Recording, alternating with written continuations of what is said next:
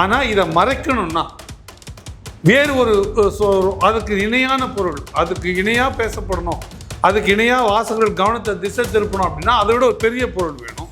அப்போ எதை பற்றி எழுதுனா அப்படி சரியாக இருக்கும்? நாம் தமிழர் எழுதிட முடியும் அப்படின்ற ஒரே காரணத்துக்காக எழுதப்பட்டதான் அந்த பக்கம். அதில் என்ன ஒரு உண்மை இருக்குது? என்ன அடிப்படைஞ்சு நீங்கள் சொல்லுங்கள், நம்ம கேட்போம். நான் என்ன பார்க்குறேன்னா, இன்னைக்கு பேசு பொருள்னு நீங்கள் பேசணுன்னா விசிகாவையோ பாமகவையோ தேமுதிகவையோ காங்கிரஸையோ பாஜகவையோ பேசுவதை விட உரப்பாக பேசணும், இல்லை மக்களை போய் சென்றாடினா ரெண்டு கட்சியை தான் பேச முடியும். இங்கே ஒன்று நாம் தமிழர், தொழிலாளர்கள், போக்குவரத்து தொழிலாளர்கள், மருத்துவர்கள், செவிலியர்கள், இந்த விதத்தில் இருக்கிற பலதரப்பட்ட மக்கள், இந்த 1000 ரூபாய் கிடைக்காதவர்கள், உரிமை தொகை கிடைக்காதவர்கள், நம்ம பெரிய பட்டியல் இருக்கு. அவர்கள் வேறு கட்சியை தேடுகிறார்கள். அவர்கள் யாருக்கு வாக்கு போடணும்னு தேடும்பொழுது களத்தில் நாம் தமிழர் தான் இங்கே இருக்குது முதல்ல நான் நினைக்கிறேன். நீங்கள் நினைக்கிறது சொல்லலாம். நான் என்ன கருதுறேன்னா 33 விழுக்காடு இடங்களில் நாம் தமிழர் பெருத்து வளரும் இந்த வாட்டி நான் நினைக்கிறேன். ஒரு 3 போர்ஷனாக இருக்கும். இது ஒரு தொங்கு சட்டமன்றம் வரதுக்கான வாய்ப்பு இருக்குது. அப்போ நாம் தமிழர் இன்னைக்கு பெரிய வாக்கு வங்கியை பெறுவதற்கான வாய்ப்பு இருக்குது. அந்த சூழல் தெரிந்து கொண்டனால்தான் எல்லா ஊடகங்களும் நாம் தமிழர் கட்சியின் கழுத்தை இருக்கிற வேலை செய்யும். அதை தாண்டி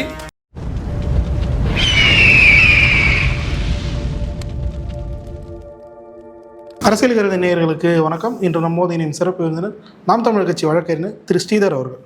வணக்கம் சார். வணக்கம். எப்படி இருக்கீங்க சார்? சிறப்பாக இருக்கும் சார். சமீபத்தில் நக்கீரனில் ஒரு அட்டைப்படம் வெளியானது. அது நாம் தமிழர் மத்தியில் ஒரு சரசரப்பையே ஏற்படுச்சு. என்னென்னா, இன்னமும் சீமான் அவர்களை பாஜக தான் இயக்குகிறது, பாஜக போதும் கணக்கு என்ன அப்படின்ற மாதிரி அது ஒரு தொகுப்பாக வெளியாகிருக்கு. இந்த விதத்தை எப்படி சார் பார்க்குறீங்க? நக்கீரன் திமுகவுக்காக எப்படி வேலை செய்யுது அப்படின்றது இதுலேருந்து தெரியுது. இப்போ உண்மையிலேயே நக்கீரனுக்கு ஊடக ஆர்வம் இருக்குமேனால் இப்போ பேச வேண்டிய பேசு பொருள் ஸ்டாலின் போய் சரணடைஞ்சார்ல மோடி அவர்கள்கிட்ட இந்த தொடர் ரெய்டுகளுக்கு பிறகு அதை தான் பேசணும், அதை தான் பேசு பொருள் எழுதணும். ஆனால் அதற்கான தலைப்பையும் நான் பார்த்தேன். அது ரொம்ப மென்மையாக இருக்குது. உண்மையிலேயே எழுதணுன்னா நக்கீரன் தீவிரமாக எழுதணும்னா அதை தான் எழுதணும். ஆனால் இதை மறைக்கணும்னா வேறு ஒரு அதுக்கு இணையான பொருள், அதுக்கு இணையாக பேசப்படணும், அதுக்கு இணையாக வாசகர்கள் கவனத்தை திசை திருப்பணும் அப்படின்னா அதை விட ஒரு பெரிய பொருள் வேணும். அப்போ எதை பற்றி எழுதுனா அப்படி சரியாக இருக்கும்? இப்போ காங்கிரஸை எழுத முடியாது, அப்படி இல்லை விஜயை எழுத முடியாது, அப்படி எழுதினாலும் அந்த சுவாரஸ்யம் இருக்காது. அப்போ நாம் தமிழர் எழுதிட முடியும் அப்படின்ற ஒரே காரணத்துக்காக எழுதப்பட்டதான் அந்த பக்கம். அதில் என்ன ஒரு உண்மை இருக்குது? என்ன அடிப்படைஞ்சிச்சு நீங்கள் சொல்லுங்கள், நம்ம கேட்போம். ஆட்டு விற்கிறதுன்னு சொல்கிறாங்க. என்ன ஆட்டு வச்சுருக்குதுன்னு சொல்லுங்கள். என்ன ஆட்டு வச்சு ஆடிட்டாங்க? எங்களுக்கு ரைடு வந்தது, நாங்களாக ஓடி போய் பார்த்தோம். இதுக்கு முன்னாடி கூட முதலமைச்சர் இருந்தாங்க. ஜெயலலிதா போய் எத்தனை தடவை மோடியை போய் பார்த்தாரு. நான் என்ன நினைக்கிறேன், ஒரு இந்த நாட்டோட குடியா என்னோட முதலமைச்சர் போய் பிரதம மந்திரியை பார்க்கறதே அசிங்கமாக நான் நினைக்கிறேன். அது என்னோட கௌரவத்துக்கு குறைவு. இவர் ஒன்றும் யாசகம் கேட்க போல, இவர் ஒன்றும் பிச்சை கேட்க போல, சரிங்களா? தனியாக பார்த்து கேட்க வேண்டியது. அப்புறம் தனியாக பார்த்து கேட்டால் கொடுப்பார் அவர் முதலாளியா? அதை தாண்டி பாஜகவிடம் என்ன பணிந்து போனது அவர் சொல்லட்டும். நான் கைப்பாவையாக இருக்குன்றல. நாங்கள் 2011 தனித்து நிற்போம்னு சொன்னோம், 14 தனித்து நிற்போம்னு சொன்னோம், 16 தனித்து நிற்போம்னு சொன்னோம், 19 தனித்து நிற்போம்னு சொன்னோம், 21 தனித்து நிற்போம்னு சொன்னோம். இன்றைய வரைக்கும் நாங்கள் 24 தனித்து நிற்போம்னு சொன்னோம். சொன்னபடியே செய்தோம். இன்றைக்கி 26 அப்படி தான் இருக்கும். அப்போ அதுதான் எங்கள் கட்சியோட நிலைப்பாடாக இருக்குது. போன முறை என்ன சொன்னாங்க? பாஜகவோட பி டீம்னு சொல்கிறாங்க. இப்போ திமுகவுக்கு பி டீம்னு பாஜக சொல்லுது. அப்போ இது போன்ற விமர்சனங்கள் கையாளாவாதவர்கள், அரசியல் நேர்மை இல்லாதவர்கள், அரசியல் ஆபாசக்காரர்கள் இப்படி தான் பேசுவாங்க. எப்போ தேவையோ. ஏன்னா நான் என்ன பார்க்குறேன்னா, இன்றைக்கி பேசு பொருள்னு நீங்கள் பேசணுன்னா விசிகாவையோ பாமகவையோ தேமுதிகவையோ காங்கிரஸையோ பாஜகவையோ பேசுவதை விட உரப்பாக பேசணும், இல்லை மக்களை போய் சென்றாடினா ரெண்டு கட்சியை தான் பேச முடியாது. இங்கே ஒன்று நாம் தமிழர், இல்லை அதிமுகவை பொறுத்த வரைக்கும் பேச மாட்டாங்க. ஏன்னா இவங்க 2 பேரும் கூட்டு களவாணிகள் தான். இதே அதிமுக அமைச்சர்கள் சரியில்லைன்னு தான் 2020 டிசம்பரில் ஐயா ஸ்டாலின் அவர்கள் 8லேருந்து 10 அமைச்சர்கள் மேலே ஊழல் பட்டியல் கொடுத்தாரு கவர்னர்கிட்ட. டிசம்பர் கடைசியில் இன்னென்ன பேர் மேலே நடவடிக்கை எடுக்கணும், வேலுமணி, தங்கமணி, பாஸ்கர், விஜயபாஸ்கர், அந்த பாஸ்கர், இந்த பாஸ்கர் உட்பட கொடுத்தாரு. அவர் தான் நடவடிக்கை எடுக்கணும்னு கொடுத்தவர். இன்றைய வரைக்கும் அவர் ஆட்சி வந்து 3 ஆண்டுகளில் 4 ஆண்டுகளில் நடவடிக்கை எடுக்கல. கொடைநாடு கொலை வழக்கு நம்ம ஒரு தடவையும் கேட்குறோம், எந்த நடவடிக்கையும் எடுக்கல. இன்னமும் ரீஇன்வெஸ்டிகேஷன் போயிட்டு இருக்கு. அப்போ இதெல்லாம் என்னத்தை காட்டுது? ஏன் நடவடிக்கை எடுக்கல? இன்னமும் நான் கேள்விப்படுறேன், பல பார்கள் வந்து அதிமுக காரங்களே அதை வந்து எடுக்கிறாங்க. பார் நடக்கல, அன்ஆத்தரைஸ்டு பார்ஸ் பல நகரங்களில் அதிமுக காரர்கள் நடக்கிறாங்க. கனிம வளங்கள் இதுவெல்லாம் இருக்கல, குவாரிலாம் பல அதிமுக காரர்கள், இந்த விஜயபாஸ்கர் வகைராலேருந்து கூட யாரோ எடுக்கிறாங்க. குறிப்பாக புதுக்கோட்டை மாவட்டத்தில் பழைய அதிமுக அமைச்சரை சேர்ந்தவங்க அவங்க பினாமிகளே வந்து குவாரிகளை எடுக்கிறாங்க, கனிம வளங்களை சுரண்டுறாங்க. அப்போ அதில் அதிமுகவுக்கும் திமுகவுக்கும் கூட்டிருக்கு. அப்போ இவங்க 2 பேருமே ஒன்றுக்குள்ளே ஒன்று கூட்டிருக்காங்க. அதனால் பெருசாக அவங்கள தொடமாட்டாங்க. அதே மாதிரி எப்போ எதையும் தொடணும்னா டக்குன்னு ஒரு பார்வையை பெறணும்னா நீங்கள் சமூக வலைத்தளங்களில், ஊடகங்களில், இல்லை காட்சி மைய ஊடகங்களில் நீங்கள் எதில் பார்த்தாலும் நாம் தமிழர் தொட்டிங்கன்னா வியூஸ் இருக்கும் உங்களுக்கு. நான் அவங்க புக்கு அவங்க நக்கீரன் அவர்கள் வந்து வன்மத்தையும் அதில் வந்து வெளியிட்டுறாரு, அதே சமயம் லாபத்தையும் அடைஞ்சிடறாரு. இது வந்து எல்லோரும் வாங்கி படிப்பாங்கன்றதுனால என்ன அறிவியல் தரவு இருக்குன்னு சொல்லுங்கள், அவ்வளோதான். அப்படி நாங்கள் வந்து பாஜகவோட அவர்கள் போட்டுக்கிற டியூனுக்கு நாங்கள் டான்ஸ் ஆடுறோம் அப்படின்னா என்ன நடந்துட்டோம் அப்படின்னு சொல்லணும்ல.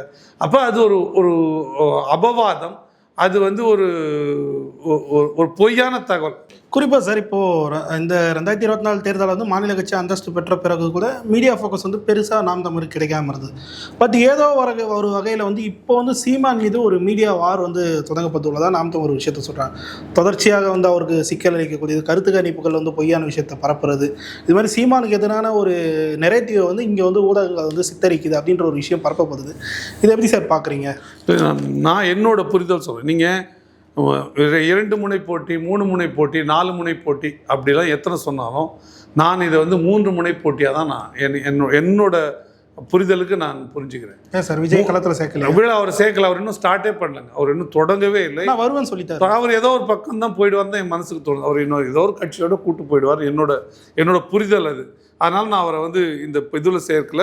நான் என்ன இதில் நான் வந்து ரொம்ப அவமானமாக நான் நினைக்கிறேன்னா, தன்னை பார்ப்பதற்கு ஒரு கூட்டம் இருக்கிறது, தான் சொன்னால் கேட்பதற்கு ஒரு கூட்டம் இருக்கிறது, தான் வெளியே வந்து அப்படியே பின்னாடியே ஓடி வர்றதுக்கு ஒரு கூட்டம் இருக்கிறது, ஒரே காரணத்தை எந்தவித மக்கள் பணியும் செய்யாமல் இந்த காரணத்தை மட்டும் வச்சுக்கிட்டு நேராக நான் முதலமைச்சர் நாற்காலியில் அமருவேன் அப்படின்னு சொல்லுவது எப்படி? அப்போ இது வந்து இங்கே இருக்கிற பிழை, இங்கே இருக்கிற வந்து இந்த சினிமா கவர்ச்சின்றது ஒரு பிழை.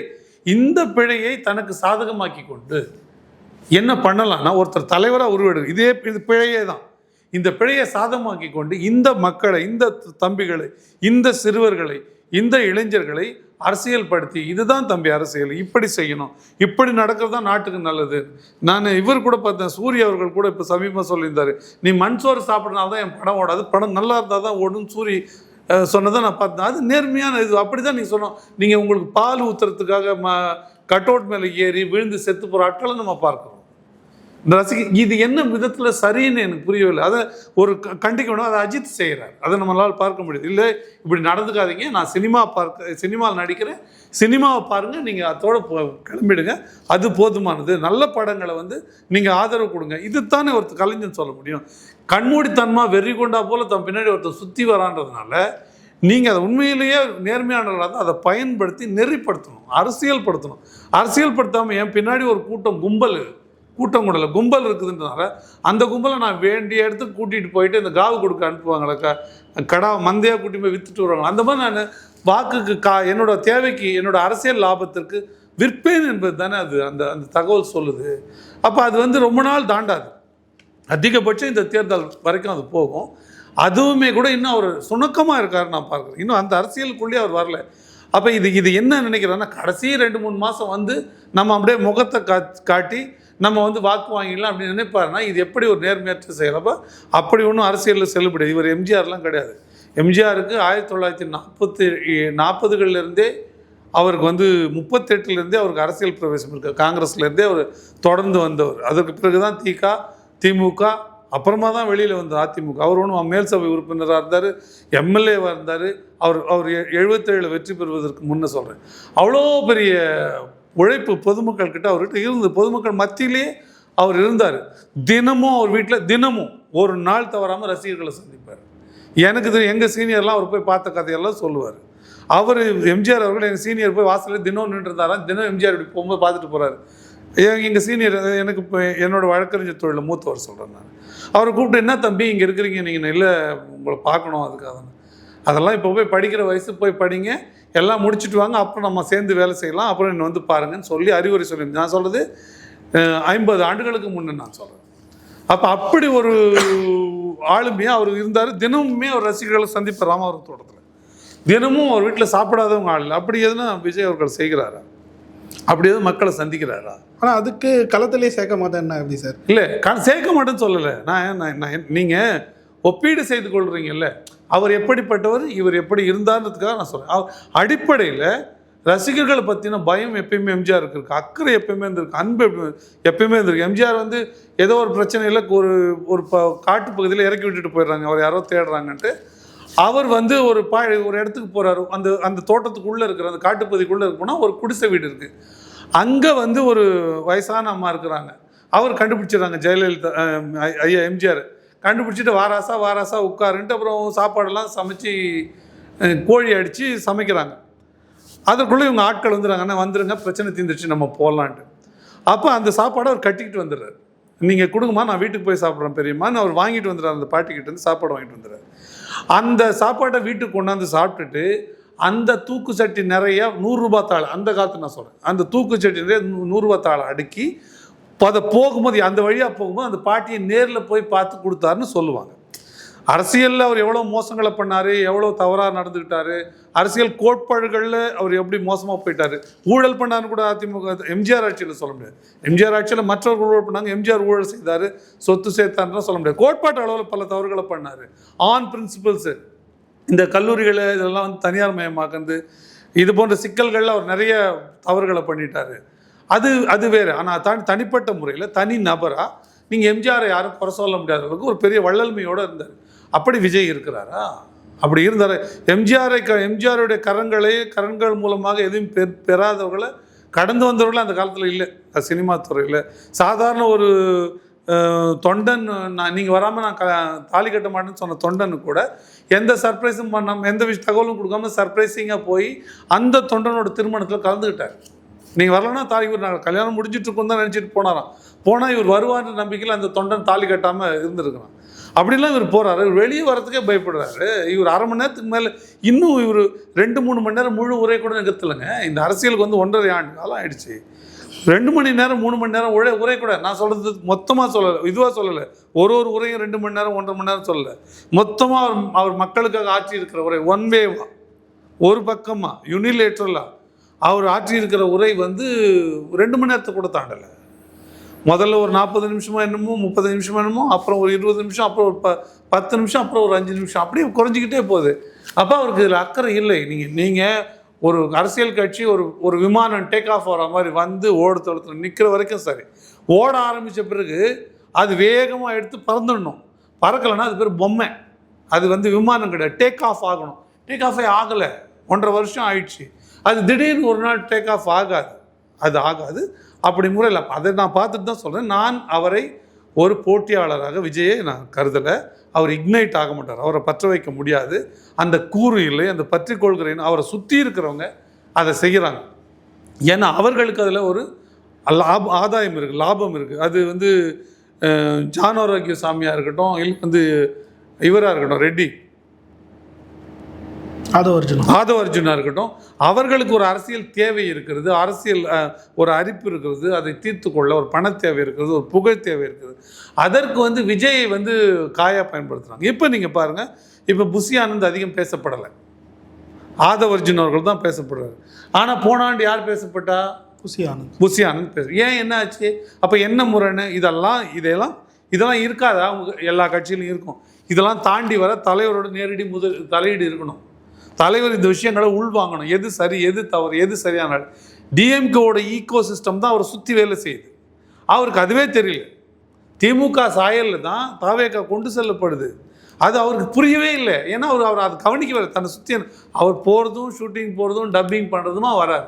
எந்த விஷயத்தில் அவர் கருத்து சொன்னார்? அறிக்கை தயவு செஞ்சு சொல்லாதீங்க, அறிக்கையை நான் ஏற்க மாட்டேன். அறிக்கை என்றது யார் எழுதி கொடுத்தாலும் அது வந்துடும். யார் வேணால் எழுதி கொடுத்து பார்க்காமலே கூட கையெழுத்து போடலாம். ஒரு அறிக்கை ஒன்று கையெழுத்து போடுங்கன்னா கையெழுத்து போடலாம். அது வந்து அறிக்கை தயவு செஞ்சு சொல்லுங்கள், அறிக்கை அரசியல் ஆகாது, மக்களை சந்திக்கணும். அதை நான் வந்து இல்லைன்னு நான் நினைக்கிறேன். சரி சார், இந்த காலத்தை பொறுத்த வரைக்கும் திமுக மேலே பயங்கரமான ஆன்டி இன்கம்பன்சி இருக்குது. அந்த வாக்கு திமுகவோட எதிர்நிலைப்பாடு வாக்கு, திமுக ஆட்சியால் பாதிக்கப்பட்டவர்கள், தொழிலாளர்கள், போக்குவரத்து தொழிலாளர்கள், மருத்துவர்கள், செவிலியர்கள், இந்த விதத்தில் இருக்கிற பலதரப்பட்ட மக்கள், இந்த 1000 ரூபாய் கிடைக்காதவர்கள், உரிமை தொகை கிடைக்காதவர்கள், அப்படி பெரிய பட்டியல் இருக்குது. அவர்கள் வேறு கட்சியை தேடுகிறார்கள். அவர்கள் யாருக்கு வாக்கு போடணும்னு தேடும்பொழுது களத்தில் நாம் தமிழர் தான் இங்கே இருக்குது முதல்ல நான் நினைக்கிறேன். நீங்கள் நினைக்கிற சொல்லலாம், ஏன் அதிமுக ஆகப்பெரும் கட்சின்னு. அதிமுக இன்றைய தேதியில் இல்லை. அதிமுக பாஜகவோடு கரங்கோர்த்ததை பெரும்பான்மை விரும்பலை. இந்த நிலமானது பாஜகவின் பெரும்பான்மையை, பாஜகவின் பெரிய பங்களிப்பை இந்த நிலம் விரும்பலை. எப்பயுமே விரும்பலை, இப்பயும் விரும்பலை. கொஞ்சம் விழுக்காட்டு அளவில் வேறு வேறு காரணங்களால் இப்போ சமீபமாக கூடியிருந்து அது மறுபடியும் குறைந்திருக்குது நான் புரிஞ்சுக்கிறேன். அப்போ அது போகிறதுக்கு வாய்ப்பில்லை. கீழேயே அதிமுக தொண்டர்கள் மத்தியிலே இருவரும் இணையலை. இவர் வந்து கூட்டணி ஆட்சி அப்படின்னு அவர் சொல்கிறாரு. பாஜக தரப்புலேருந்து சொல்கிறாங்க கூட்டணி ஆட்சியெல்லாம் கிடையாது அப்படின்னு எடப்பாடி அவர்கள் சொல்கிறாரு. ஒரு டால் லீடர் ஜெயலலிதா போன்றவர்கள், கருணாநிதி போன்றவர்கள் கூட்டணியில் இருக்கும் அவங்க சொல்லும்போது அதை எதிர்த்து கூட்டணியில் இருக்கிற எந்த கட்சியாவது வாய் திறந்து பேச முடியுமா? பேசியிருக்கிறாள். அதுதான் டால் லீடரோட கெப்பாசிட்டி. இப்போது அப்படி பேச முடியுது அப்படின்னா, நயினார் நாகேந்திரன் பேசுகிறாருன்னா நயினார் நாகேந்திரன் வந்து எடப்பாடியாரை மதிக்கவில்லைன்ற பொருளாகும். அதாவது சமமாக கூட எடுத்துக்கலன்னு அர்த்தம். அவர் அப்படி தாங்க பேசுவார், நான் சொல்கிறது தாங்க கரெக்டுன்னு பேசுகிறாரு. அதாவது ஒரு கூட்டணி தலைமைக்கு கட்டுப்பட்டு ஒரு கட்சி கீழே இயங்கிறது வேற, முரணை பேசுறது கூட வேற. அது ஒரு மேட்டரே கிடையாது. நாங்கள் சொல்கிறதா அவங்க கேட்டாகணுன்ற இந்த துவனி இருக்குல்ல, இந்த துவனி தன்னோட தலைவன் இன்னொருத்தருடைய வார்த்தைக்கு கட்டுப்பட்டு கீழே போகிறதையோ, இன்னொருத்தர் வார்த்தையால் அவமானப்படுத்துறதையோ, படுத்தப்படுறதையோ, உதாசீனப்படுத்துறதையோ ஒரு அதிமுக கேடர் விரும்ப மாட்டேன். எந்த கேடரும் விரும்ப மாட்டேன். இப்போ யாரோ ஒருத்தர் சீமான் அவர்கள் சொன்னால் நான் எனக்கு அது தோணுமா? அப்போ அந்த எப்படி நான் ஆதரிப்பேன்? அப்போ அது ஆதரிக்க. இன்னொன்று பாஜக அதிமுகவை கட்டுப்படுத்தும்.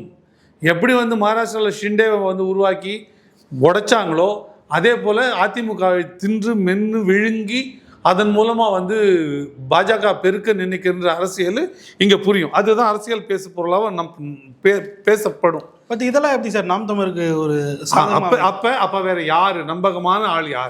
யார் நம்பி இந்த நிலத்தை காப்பாற்றக்கூடிய நம்பகமான ஆள் யார்? அப்போ அதை தேடும்பொழுது வேறு யார் இருக்கா? மற்றவர்கள்லாம் விசிகாவோ, பாமகவோ, தேமுதிகவோ உதிரி கட்சிகளாக வேறு இடத்துல ஒட்டிகிட்டு இருக்காங்க. போன முறை அதிமுகவில் இருந்தவங்க, இந்த முறை திமுக, இந்த முறை திமுகவில் இருக்கிறவங்க, அடுத்த முறை அதிமுக, அப்படி மாறி மாறி போய்கிட்டே இருக்கிறாங்க. அவர்களை பற்றி பெரிய மரியாதையும் வாக்காளர்கள் மத்தியில் இல்லை.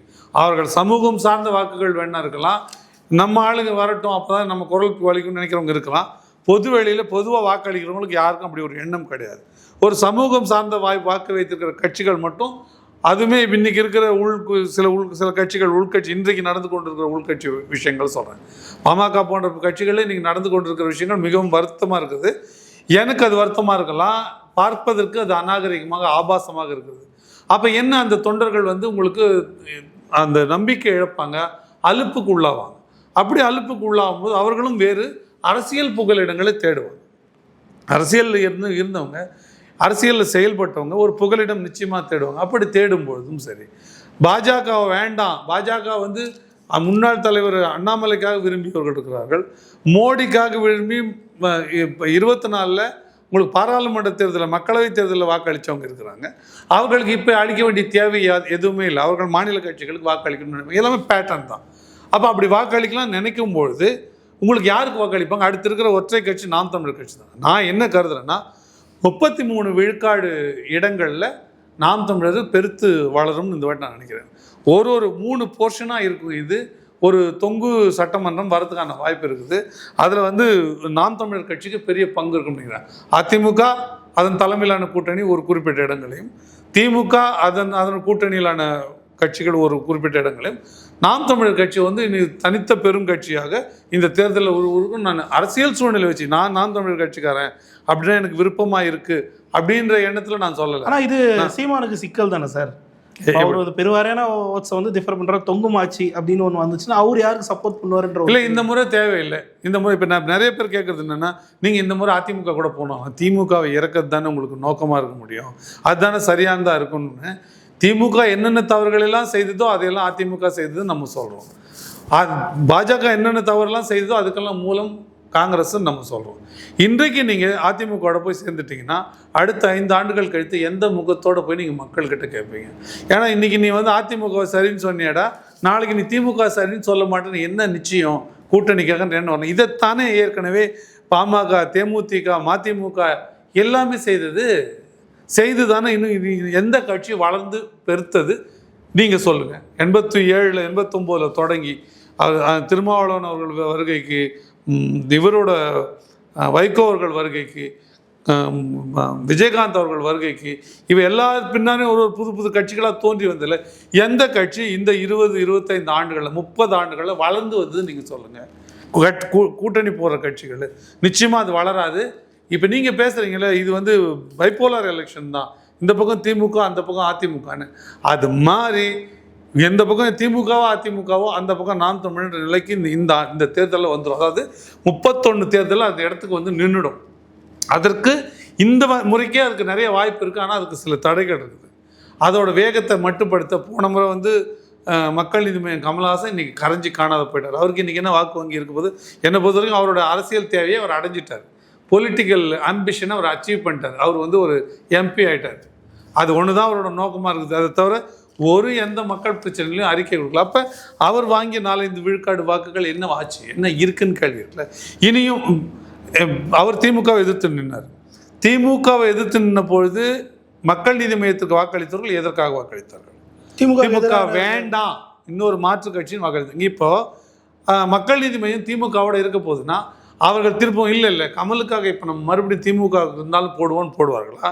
இந்த பாவிக்கு நம்ம போட்ட தப்பு, இந்த இவர் போய் இதில் சேர்ந்துட்டாரு, வேறு கட்சிக்கு நம்ம மாற்றி போகணும்னு நினைப்பாங்களா?